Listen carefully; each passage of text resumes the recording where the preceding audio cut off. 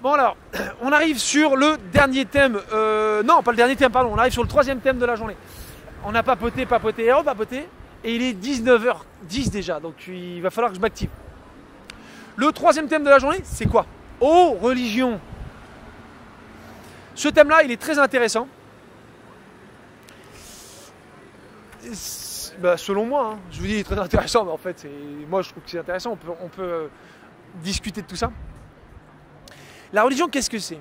Je vous ai dit que pour voir l'histoire d'un individu ou l'histoire collective, il faut prendre du recul et puis il faut surtout regarder l'histoire incluant l'environnement de cette histoire.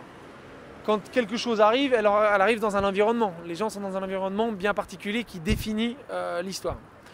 Je m'explique. On remonte moins 12 000 ans.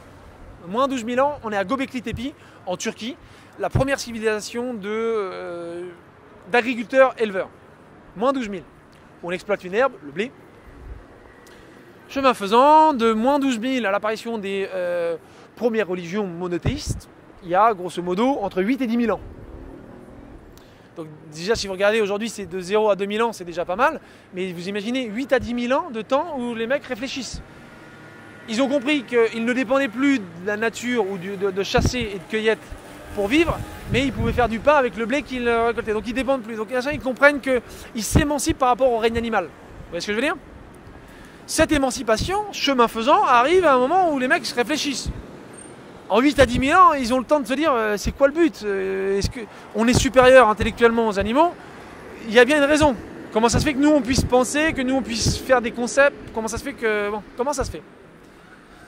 À partir de là, et on se rend compte d'ailleurs à ce moment-là aussi que les étoiles, ils savent observer les étoiles, ils ont déjà défini qu'il y avait 12 constellations, ils ont bien compris que l'effet du soleil sur la planète est essentiel, le soleil qui vient tous les jours, qui repart tous les jours, les saisons, donc on comprend qu'il y a un jeu avec le soleil. D'ailleurs, les premières civilisations, la plupart des premières civilisations, l'objet le plus adoré, c'est le soleil. D'accord? Donc, à ce moment-là, on va essayer de personnifier la spiritualité, donc ce qu'il y a au-dessus, le rendre humain. Alors comment on va faire pour le rendre humain? On va se dire, bah voilà, Dieu, c'est le soleil, ou le soleil qui donne gratuitement et généreusement la vie sur cette planète, bah, c'est Dieu.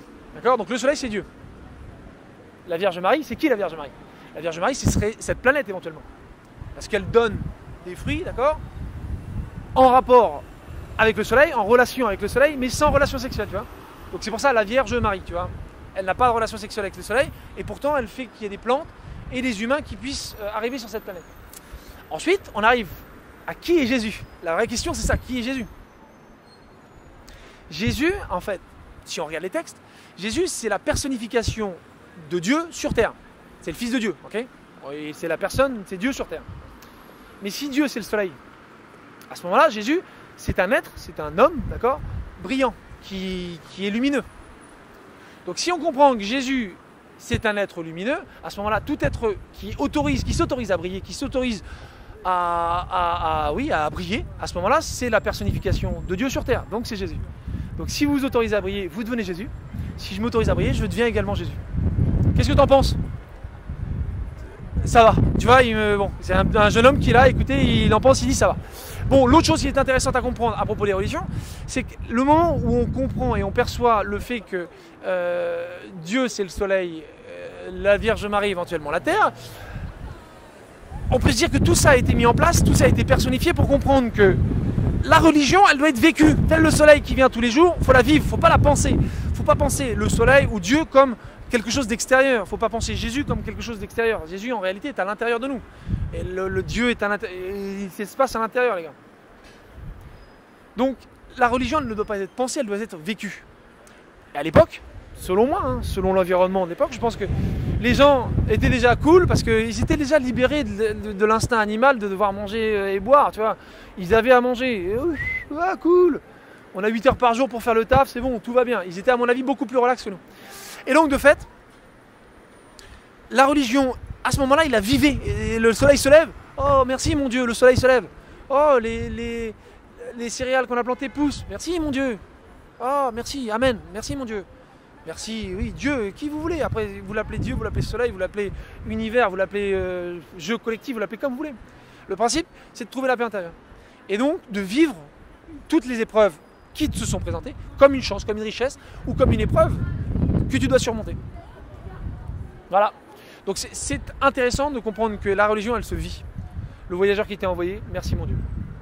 Donc, vous qui regardez cette vidéo, merci mon Dieu. Vous êtes là, c'est génial.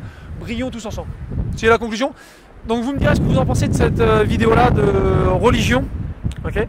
Je pense qu'il y a quelque chose d'intéressant. On ne peut pas juger l'environnement sans un événement historique sans son environnement. Voilà. Bon, j'espère que vous aurez apprécié. Sinon, vous me le dites. Et sinon, vous mettez des commentaires ou des questions et tout ce que vous voulez.